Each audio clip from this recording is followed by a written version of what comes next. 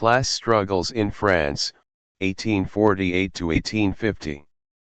In the winter shadows of 19th-century Europe, the streets of Paris trembled once more. The year was 1848, a time when kings feared their crowns and the poor began to dream of a new dawn. Across the continent, revolutions flared like sparks on dry tinder in Berlin, Vienna, Milan, and above all, in France. It was here that Karl Marx, a young but fierce philosopher from Germany, turned his sharp eyes to the storm of history unfolding before him. Marx was not merely watching events, he was dissecting them. To him, the revolutions of 1848 were not accidents or chaos, they were the visible expression of a much deeper struggle between social classes, the bourgeoisie, who owned the means of production, the proletariat, who owned nothing but their labor, and the restless petty bourgeoisie, caught uneasily in between. Class struggles in France, 1848 to 1850 is Marx's first real experiment in applying his new historical method, what he called the materialist conception of history, to living, breathing politics. In these essays, written between battles, barricades, and exiles, Marx analyzes how revolutions begin in hope, twist into compromise, and end in betrayal. He reveals how the bourgeoisie, once revolutionary against the old feudal aristocracy, quickly became the new oppressor when its own interests were threatened by the working class it had awakened. The suspense of this story lies not in what happens. The revolution fails, Louis Bonaparte seizes power, and France slides into dictatorship, but in why it happens. Why do the oppressed rise and then retreat? Why do revolutions devour their own children? Marx searches these questions like a detective tracing the hidden laws of history. The years between 1848 and 1850 were more than political upheavals, they were a laboratory where Marx tested his greatest theory, that all eras' ruling ideas are the ideas of its ruling class, and that history, at its core, is a record of class struggle. This book, divided here into 3 vivid chapters, unfolds that story step by step. Chapter 1, The Springtime of Revolution, explores the uprising of 1848, the fall of the July monarchy, and the birth of the Second Republic. Chapter 2, The Dance of Classes, follows the fierce competition among bourgeoisie, proletariat, peasants, and petty bourgeoisie as alliances shift and betrayals multiply. Chapter 3, The Fall of Illusions, concludes with the rise of Louis Bonaparte and the crushing of revolutionary hope, revealing Marx's prophetic insights into the cycles of power and submission. Prepare to step into a France trembling between freedom and fear, where every speech, every barricade, and every betrayal echoes the eternal rhythm of history's greatest conflict, the struggle of class against class. Chapter 1, The Springtime of Revolution. History rarely moves in straight lines. It rushes forward, pauses, doubles back, and suddenly bursts through its barriers like a river after winter thaw. The years 1848 to 1850 were exactly such a flood, a time when the people of Europe rose up as though awakening from centuries of sleep. Paris, once again, was the center of that awakening, the beating heart of revolt, echoing with the cries of freedom, equality, and bread. When Karl Marx began writing about the French events of 1848, he was not merely chronicling the fall of a king or the birth of a republic. He was attempting something far more daring, to decode the hidden logic of revolution itself.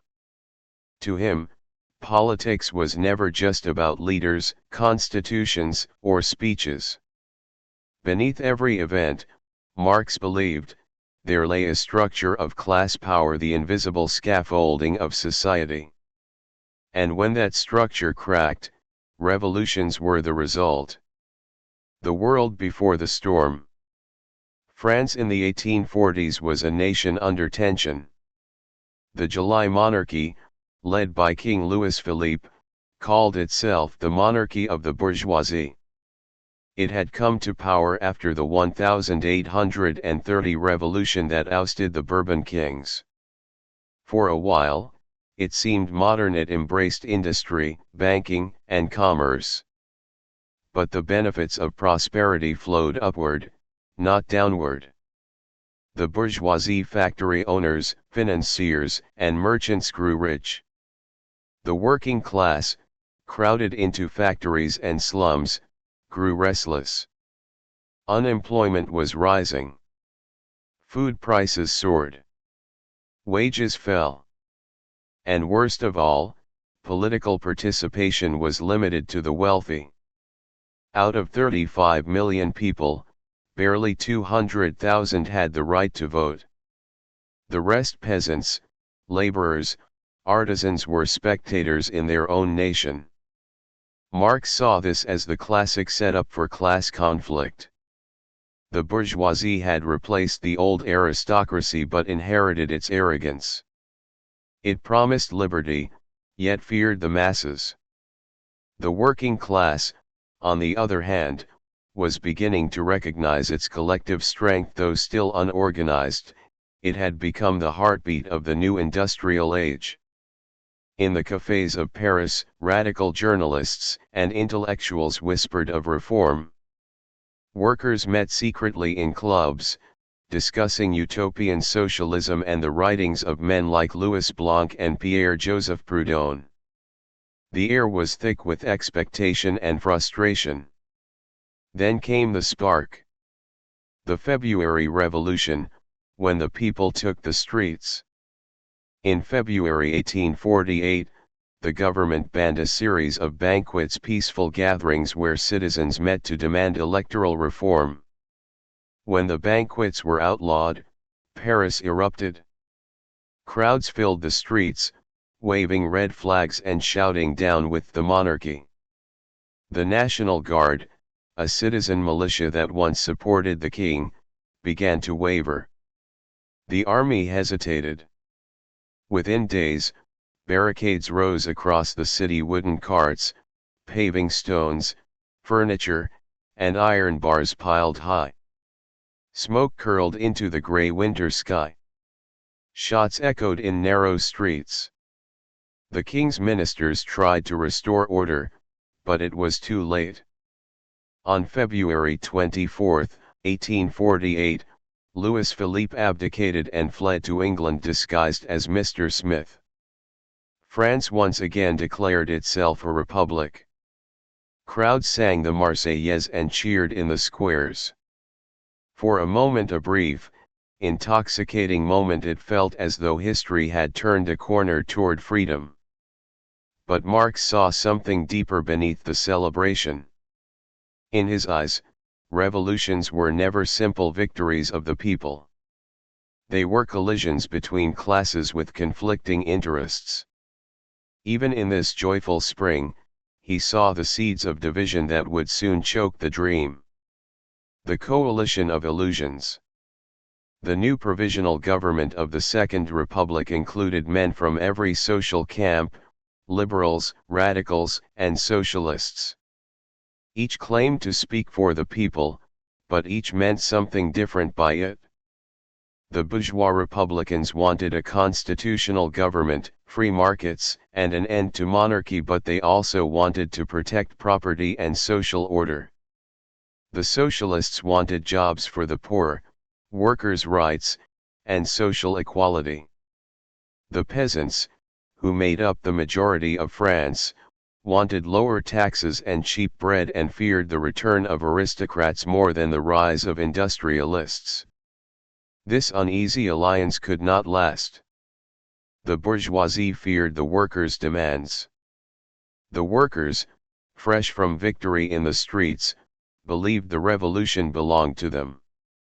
For Marx, This was the perfect illustration of what he called class contradictions, alliances formed under pressure that quickly break when the question of real power arises.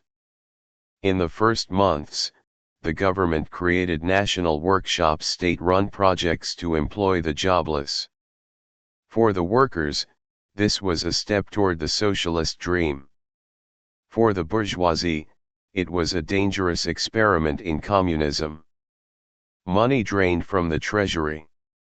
Newspapers fanned the flames of panic, claiming lazy workers were living off taxpayers. The provisional government hesitated, trying to balance between classes until it could hesitate no longer. The June days, the first battle of the classes. On June 21, 1848, the government suddenly announced that the national workshops would be closed. To the workers, this was betrayal, proof that the Republic served only the rich. Paris exploded again. Barricades returned, fiercer and bloodier than before. But this time, the army was ready. Under General Cavaignac, tens of thousands of soldiers surrounded working-class districts. For 4 days, street fighting turned Paris into a battlefield. Cannons fired into crowded neighborhoods. Workers fought with makeshift weapons, hammers, stones, pistols. The red flag flew again, but this time it was crushed under cannon fire. By June 26, the revolt was drowned in blood. Thousands were killed, and even more were arrested or deported. The bourgeoisie, terrified by what it had seen, turned sharply to the right. The working class had risen and lost. Marx called this moment a revolution within the revolution. The February uprising had overthrown monarchy, the June fighting exposed the true split between bourgeois and proletarian interests. The republic that survived was not the republic of the workers, but of the bourgeoisie. He wrote that the June defeat was the defeat of democracy itself. It was, he believed, the first time in history that the working class had fought under its own banner, not for a new ruler, but for its own social emancipation. And though it failed, the memory of that stand would haunt every revolution to come. The election of 1848, the rise of a new figure. After the June tragedy, France longed for peace, any peace. The middle class wanted stability, the peasants wanted security, the workers were exhausted and broken. Out of this exhaustion rose a strange and familiar name, Louis Bonaparte. Nephew of the great Napoleon Bonaparte, Louis was a man of ambition but limited brilliance. He had spent much of his life in exile, failed in several comic coups, and yet carried the most powerful brand in French politics, the name Napoleon. To the bourgeoisie, he promised order; to the peasants, he promised prosperity; to the army, he promised glory. In December 1848, he won the presidential election by a landslide. The bourgeois Republicans thought they could control him, a harmless figurehead. Marx, however, saw him differently. He saw in Bonaparte the embodiment of political illusion, a man who could unite contradictory classes under a myth while quietly preparing the ground for dictatorship. For Marx, the election revealed a deeper truth: when the working class is defeated and the ruling class divided, society often turns to a savior figure, someone who appears to rise above class conflict but actually preserves it under new symbols. The Republic, which began as the dream of liberty, was slowly turning into a stage where a new emperor was rehearsing his entrance. Marx's observation: the mechanics of power. In these years, Marx was living in exile, first in Brussels and then in London. Cut off from France, he gathered reports, letters, and newspapers, piecing together a living analysis of events. He was not simply narrating what happened, he was interpreting the motion of history itself. He argued that the bourgeoisie, after overthrowing feudalism, had once been revolutionary. It fought for freedom of speech, press, and property. But once in power, it discovered that true democracy ruled by the people was dangerous to its wealth. Thus, it betrayed its own slogans. The proletariat, on the other hand, was learning through defeat. Every uprising, every failure, revealed the limits of spontaneous revolt. Marx wrote that revolutions do not succeed by passion alone, they must understand the conditions of society and organize accordingly. The June defeat, though tragic, had clarified one thing: the age of liberal illusions was ending.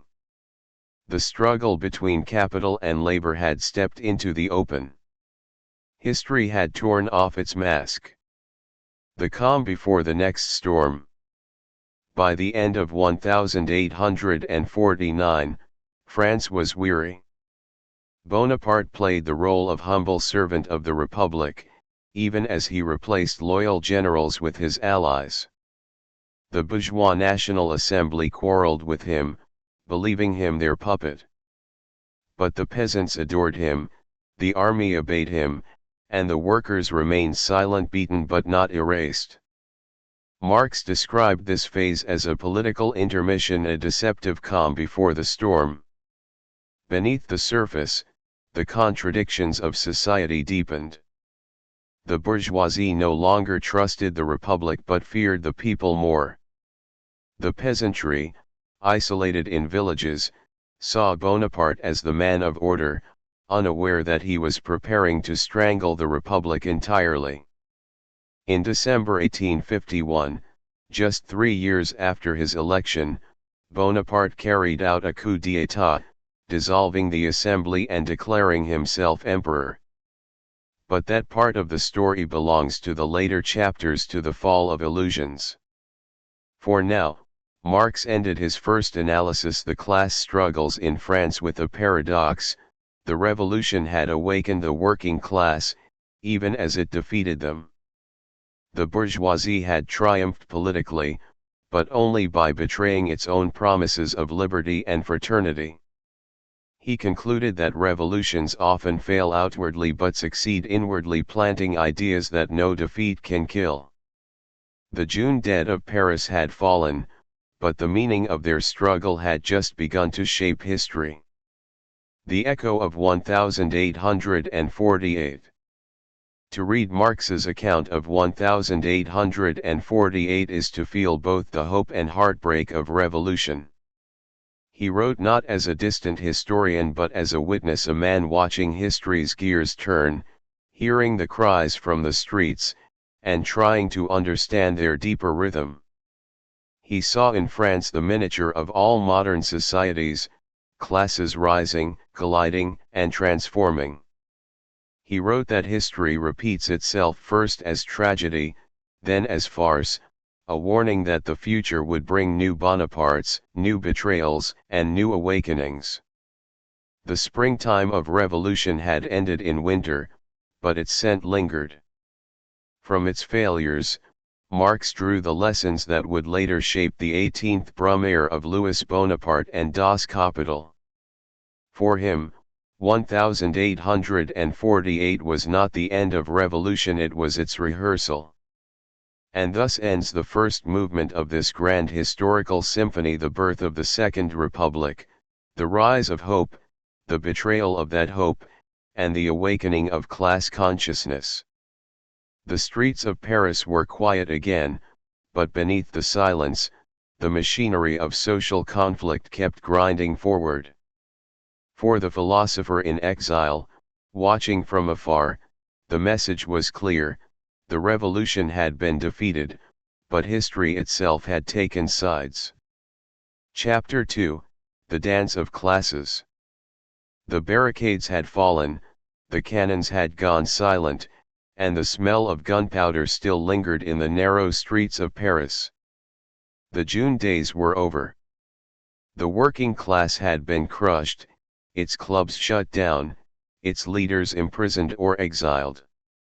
The victorious bourgeoisie celebrated, but their celebration was uneasy. They had won the battle but not peace. The revolution had not vanished, it had merely changed form. To Karl Marx, the months that followed the June uprising were a fascinating and dangerous phase, a dance of classes, where each group, driven by its own interests, moved in complex, conflicting rhythms. The bourgeoisie, the petty bourgeoisie, the peasantry, and the proletariat all played their parts on the same political stage. The curtain had not fallen on the revolution, it had merely opened on its second act. Act I, the Republic of Fear. After the June bloodshed, the bourgeoisie France's wealthy middle class finally had what it wanted: order. But this order rested on corpses and silence. The National Assembly, dominated by property owners, now ruled France in the name of the Second Republic. On paper, it proclaimed liberty, equality, and fraternity. In practice, it passed laws to protect property and punish poverty. Marx observed that fear had become the guiding principle of the new government. The bourgeoisie feared the workers, the petty bourgeoisie feared falling into poverty, the peasants feared the cities. And above them all hovered the memory of 1848, that terrifying moment when the poor had risen up and nearly seized the state. The assembly began dismantling the reforms of the revolution. It curtailed the right to association, restricted the press, and imposed limits on the national workshops' survivors. The Republic, born in revolution, now turned against its creators. Marx wrote with biting irony that the bourgeoisie, which had conquered political power, now sought to render politics itself impossible. By that he meant, they wanted a republic without the people, a democracy without democracy. To maintain control, they invoked the one value they truly believed in: property. Everything from law to morality to religion was reshaped to defend ownership. It was not the republic of citizens, but of capital. Act II, the petty bourgeois illusion. Yet the bourgeoisie was not alone. Just below it stood another class, anxious, restless, and confused: the petty bourgeoisie. Shopkeepers, artisans, small traders, and professionals, people who owned a little but feared losing it all. They had supported the revolution in February because they dreamed of equality, they supported its suppression in June because they feared chaos. Marx called them the most tragic class of all, caught between the big bourgeoisie and the workers, always clinging to illusions, always betrayed. They wanted progress, but without conflict; they wanted wealth, but without exploitation. In the late 1840s, this class found a voice in socialist-leaning Democrats, men like Ledru and Louis Blanc, who believed the republic could be made just and humane through reform. They formed the Mountain Party, La Montagne, named after the radical Jacobins of 1793. Their symbol was the red cap of liberty, their weapon, eloquent speeches. But Marx saw through their rhetoric. He wrote that they dreamed of a golden mean, a balance between capital and labor that history itself refused to permit. The bourgeoisie saw them as sentimental idealists, the workers saw them as cowards. Still, for a brief moment, it seemed they might become the conscience of the republic. The elections of 1849, hope and collapse. The year 1849 brought new parliamentary elections. The bourgeois party of order, representing bankers, landlords, and industrialists, faced off against the democratic Mountain Party. The workers, still reeling from defeat, were divided. The peasants, the majority of voters, held the balance. To the surprise of many, the Mountain Party won significant support. Across France, peasants, artisans, and small shopkeepers voted for the dream of a social republic. It was not a revolution, but a whisper of hope, the belief that the republic might yet be reclaimed for the people. The new assembly met in May. Marx, watching from exile, wrote that it was a theater of illusions. The mountain deputies, dressed in black coats and high hats, looked respectable but powerless. Their speeches filled the galleries with applause, but the real power lay in the hands of the Party of Order, a coalition of two factions: the Orleanists, supporters of the old constitutional monarchy, and the Legitimists, supporters of the Bourbon line. These two royalist groups hated each other, but they hated democracy more. For the first time, monarchists defended a republic, not because they believed in it, but because it protected their class interests better than any king. It was a strange sight, ex-aristocrats and bankers working side by side, pretending to uphold a system they secretly despised. Marx called it a republican masquerade of monarchists. Behind every law they passed, he saw the logic of property and fear. The Mountain Party soon discovered that moral appeals could not defeat material power. Their protests were ignored, their motions defeated. When they tried to organize resistance in June 1849, they were crushed just like the workers a year before. Marx noted bitterly that the petty bourgeoisie, having learned nothing and forgotten nothing, had to be taught again, this time with its own blood. Act 3, The Peasants' Republic. While Paris quarreled, the countryside remained silent but not indifferent. The peasants, who made up nearly 3/4 of France, had their own dreams. They had gained land during the French Revolution of 1789, and they guarded it fiercely. But decades of taxes, debts, and poor harvests had turned many into small debtors. To them, the name Republic meant little. What they wanted was security, low taxes, and a strong hand to keep order. They were weary of revolutions. Here Marx's insight cut deep. He argued that the peasants were a sack of potatoes, countless individuals living similar lives, but without the collective bond that creates a class consciousness. Each worked alone, each suffered alone. They could vote, but they could not organize. And it was precisely among them that Louis Bonaparte found his base. The nephew of Napoleon promised everything they longed for: stability, glory, and protection from both aristocrats and capitalists. He spoke the language of memory, not ideology. To a generation of peasants raised on tales of the great emperor, he appeared as destiny reborn. Marx wrote that the small-holding peasants form a vast mass, incapable of enforcing their class interest in their own name. They need a representative, an authority, a father figure. Bonaparte, with his mustache, uniform, and vague promises, became that figure. Thus, while the bourgeoisie schemed in parliament and the petty bourgeoisie argued in clubs, the countryside quietly handed the keys of France to a new Caesar. The dance becomes a struggle.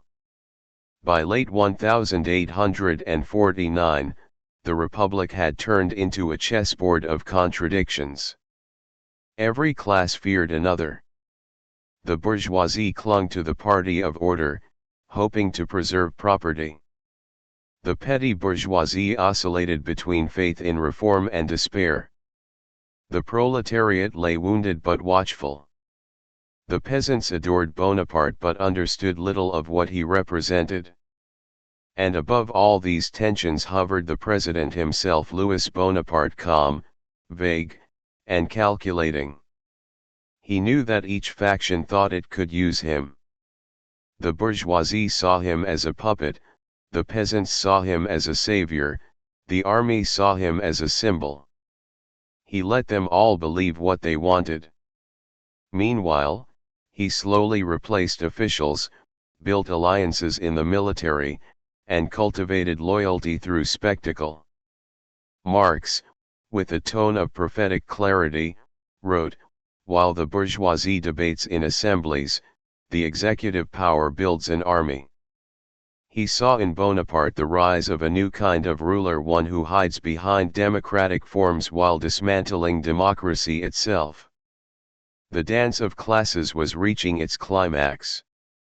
The bourgeoisie believed it was in control, but the rhythm was shifting beneath its feet. The moral bankruptcy of the Party of Order. Throughout 1850, the Party of Order grew increasingly divided. The Orleanists wanted a constitutional monarchy under the House of Orleans, the Legitimists wanted the old Bourbon throne restored. Their only unity was in opposition to socialism and labor movements. They used the Republic as a police force for capital. When workers attempted to form associations, they were labeled conspirators. When peasants protested taxes, they were called rebels. Freedom of the press was strangled by censorship laws. The Republic had become a fortress built not to defend citizens, but to contain them. Marx observed that the ruling class, having defeated all external enemies, began to consume itself. Its internal divisions deepened. Each faction feared that the other might ally with Bonaparte. The very unity that had crushed the workers was now crumbling. The bourgeoisie, Marx wrote, had made the state its property, now it found itself expropriated by its own creation.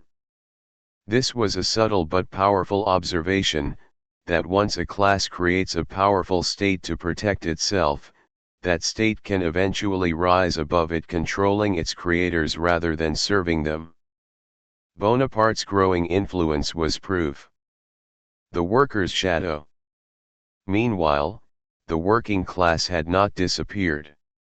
Its clubs were banned, its press silenced, but its ideas lived on underground. In taverns, backrooms, and foreign exiles, socialist thinkers debated the lessons of 1848. They realized that spontaneous revolt was not enough. The bourgeoisie controlled the press, the army, and the law. Future revolutions would need organization, discipline, and international unity. Marx saw this as progress through defeat. The proletariat was learning painfully, slowly but learning nonetheless. He predicted that the next revolution would not begin with barricades, but with consciousness and understanding that freedom required more than changing governments. It required changing the very structure of production and ownership. The revolution, he wrote, cannot draw its poetry from the past, but only from the future. Prelude to Bonaparte's coup. By mid-1850, the atmosphere in France had grown thick with irony. The bourgeoisie had silenced the workers only to empower the man who would soon silence them. Bonaparte posed as defender of order, yet prepared to overthrow the very assembly that trusted him. The Party of Order, blinded by arrogance, underestimated him. They mocked his speeches, laughed at his awkward manners, and dismissed him as the nephew of his uncle. But they failed to see that power often grows in the shadows quietly, patiently, invisibly until it is too late. Marx compared their complacency to a tragic play. Each party imagined itself the master of the stage, but all were only actors in the drama written by history. And history, it seemed, was preparing a cruel twist. The dance of classes, once vibrant with slogans and ideals, was slowing into a grim march toward dictatorship. The bourgeoisie's obsession with property, the petty bourgeoisie's dreams, the peasant's nostalgia, and the worker's wounds all converged to create a vacuum that one man would soon fill completely. Louis Bonaparte was no genius, Marx wrote, but mediocrity elevated by circumstance. He represented not the strength of a class, but the exhaustion of all classes. Coda, the lessons of motion. As 1850 drew to a close, the Republic was a shell. The Assembly no longer inspired trust. The people no longer believed in liberty, and the army no longer took orders from civilians. France had entered a strange in-between state, neither monarchy nor democracy, neither revolution nor peace. For Marx, this was not chaos but clarity. He saw history not as decline, but as exposure, a process by which illusions are stripped away. The dance of classes had revealed its pattern, that each class, pursuing its own advantage, had paved the road for the rise of one man who embodied them all and betrayed them all. Soon, that man would make his move. But before the coup of December 1851, before the Second Empire and the final silence, there was still one last illusion to fall. The illusion that the Republic, even wounded, could still save itself. That story belongs to the next and final chapter, The Fall of Illusions. Chapter 3, The Fall of Illusions. This final chapter will run about 1,700 words, written in an intelligent yet accessible, narratable USA English style, part history, part storytelling, part philosophical reflection, as if you're guiding listeners through the fading light of the revolution and the dawn of a new empire. Chapter 3, The Fall of Illusions. By the year 1850, France had grown tired. The echo of revolution still haunted its streets, but the sound had dulled into weariness. The people wanted peace, even if it meant surrendering liberty. The politicians spoke of order, but their words hid fear. And in the center of this weary nation stood a man who seemed to promise everything to everyone, Louis Bonaparte, the nephew of Napoleon. Karl Marx, observing these events from exile in London, saw more than a political shift, he saw a transformation of history itself. What had begun as a struggle between classes, the bourgeoisie, the petty bourgeoisie, the peasantry, and the proletariat, was now dissolving into a single, tragic outcome, the victory of illusion over reality. France, the cradle of modern revolutions, was about to hand itself to a dictator, not out of enthusiasm, but exhaustion. And Marx, in his sharp, prophetic style, wanted to understand why. The bourgeoisie's great mistake. The party of order, the political home of the bourgeoisie, believed it was still in control.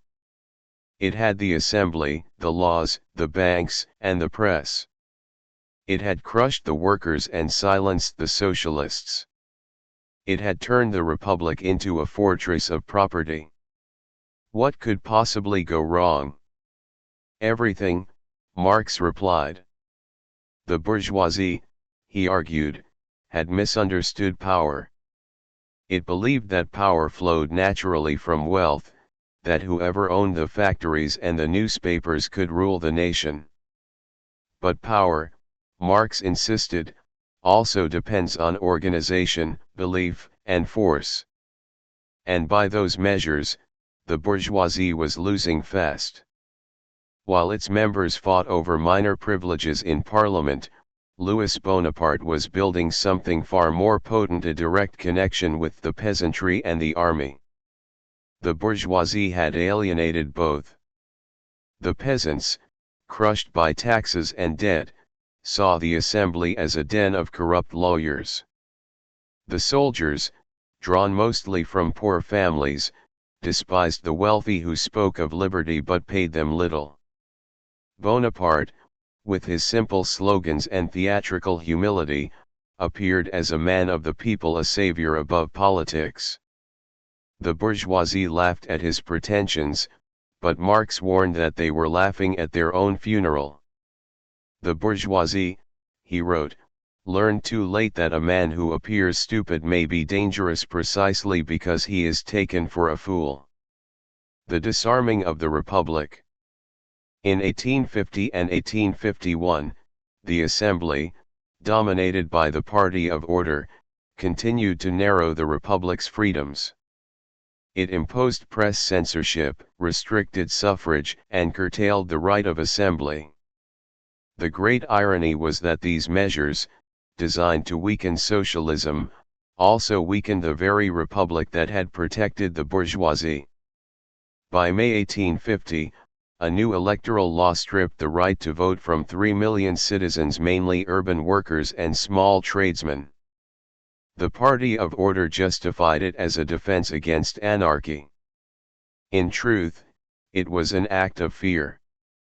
Marx saw the paradox clearly: the ruling class, terrified of democracy, was destroying its own democratic state.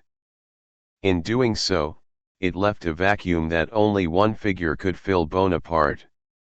As the assembly shrank its base of support, the president expanded his. He toured the provinces, attended peasant banquets, and spoke in vague but emotional terms about unity and faith. The president, he said, belongs to all of you, not to any party. It was a masterstroke, a speech that meant everything and nothing. Marx noted that Bonaparte's genius lay not in his ideas, but in his ambiguity. Every class projected its hopes onto him. To the army, he promised glory; to the peasants, stability; to the bourgeoisie, order; to the poor, sympathy. In his silence, everyone heard what they wanted. The peasants choose a Caesar. If the 1848 revolution was born in the cities, its defeat came from the countryside. The peasants, millions of small landowners, held the true balance of power. They voted in overwhelming numbers for Bonaparte, not out of political calculation, but nostalgia. For them, the name Napoleon was magic. It conjured memories of full granaries, cheap bread, and national pride. They remembered stories told by grandfathers who had marched with the emperor, stories of victory and equality before the law. The real Napoleon had been dead for a generation, but his myth lived on like a folk religion. Marx described the peasants as a class incapable of representing itself; it must be represented.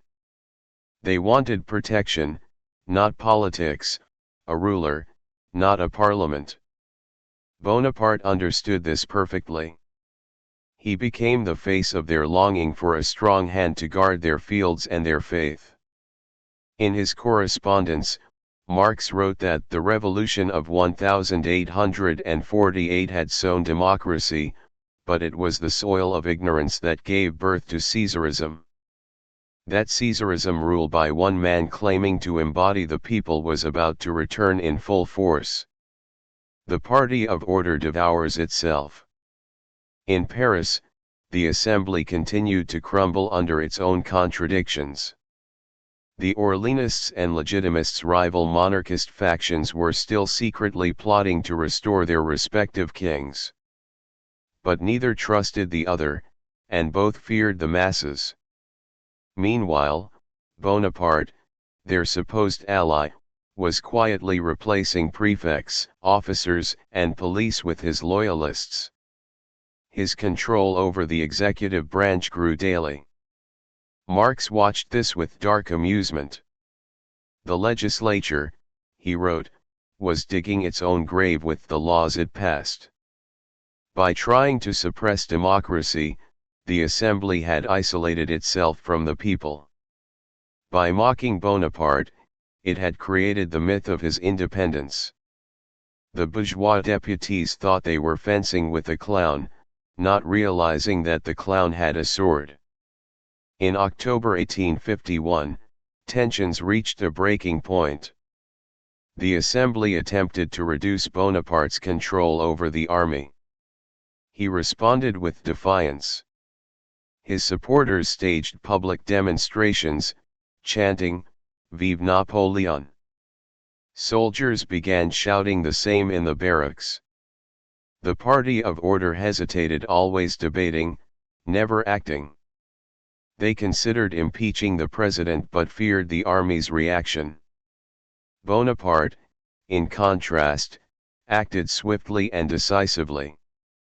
It was the perfect contrast Marx loved to highlight, the hesitation of the ruling class versus the decisiveness of power. The night of December 2, 1851. It happened quietly, almost elegantly.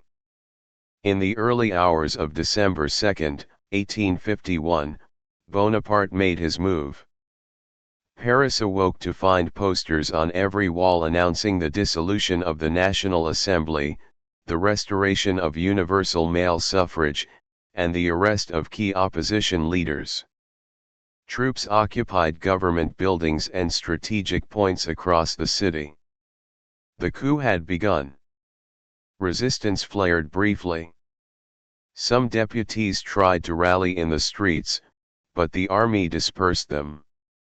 In working-class districts, barricades rose once more, echoes of 1848, but this time, they lacked coordination and hope.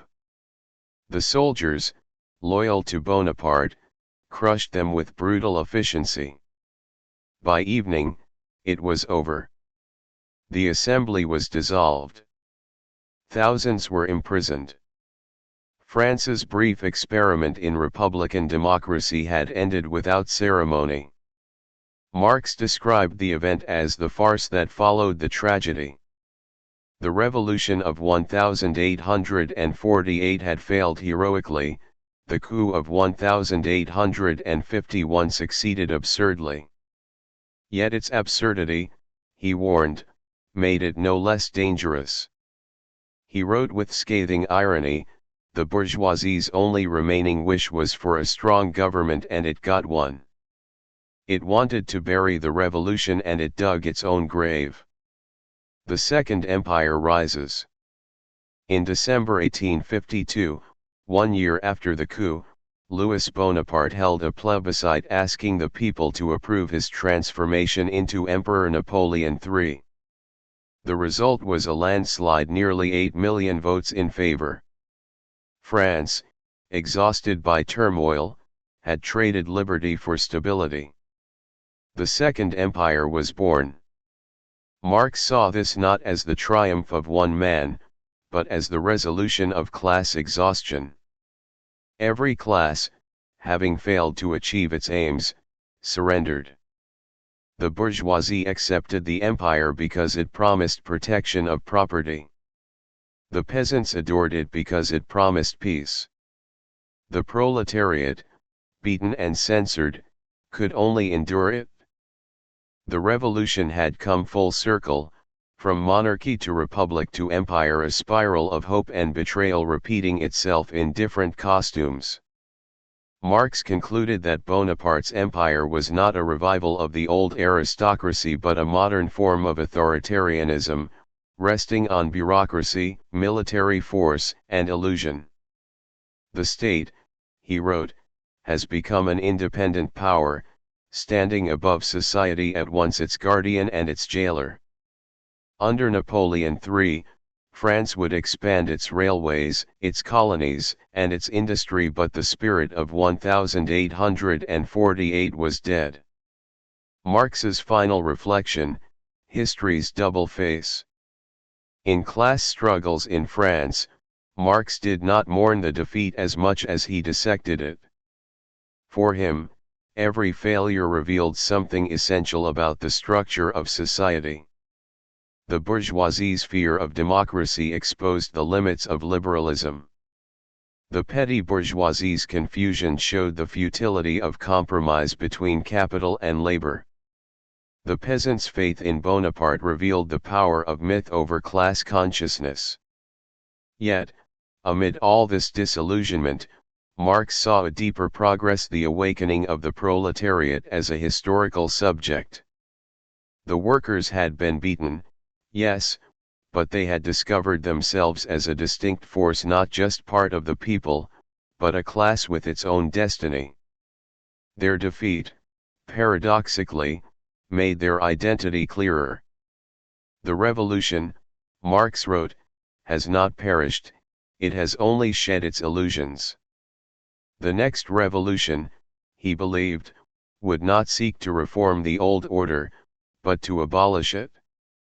It would not borrow its symbols from the past, but create new ones for the future.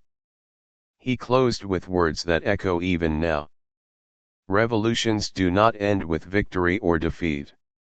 They end only when the classes that made them have ceased to exist. The echo beyond France. Though Marx wrote about France, his analysis reached far beyond it. He saw in the events of 1848 to 1851 a pattern that would recur across modern societies. The rise of a middle class seeking reform but fearing the poor. The betrayal of democracy by those who benefit most from it. The longing of ordinary people for a strong, fatherly ruler when politics becomes unbearable. He warned that history, when unlearned, repeats itself first as tragedy, then as farce. The tragedy was 1848, when the people fought for freedom and were crushed. The farce was 1851, when they voted for their own subjugation. But beneath both lay a single truth, that economic conditions shape political fate, and no amount of idealism can escape the gravity of class interests. Epilogue: The Lessons of Defeat. When Marx finished the class struggles in France, he was not yet the author of Das Kapital. He was a political exile, living in poverty, writing articles for small revolutionary papers. Yet this work laid the foundation for his later philosophy. He had turned the chaos of events into a coherent theory of history, one that saw beneath surface politics to the structure of power and production. And though he ended on a note of defeat, his tone was never hopeless. For him, each collapse was preparation for the next advance. The workers of 1848 had failed, but their failure had clarified the battlefield of modern history. The illusions of liberal progress had died, but from their ashes rose a new understanding of class, consciousness, and revolution. The defeat, he wrote, was the school of the future. France slept under the empire, but the world was awakening. The ideas born from that brief and bloody period, equality, labor rights, class awareness, would echo into the revolutions of 1871, 1917, and beyond. Thus, the class struggles in France closes not with despair, but with revelation. The dream of 1848 had failed, yet it had also taught humanity the cost of freedom, and the forces that stand against it. And perhaps that is the most enduring lesson Marx offers, that progress is never linear, revolutions never clean, and freedom never given. It is learned, fought for, and reborn in every generation.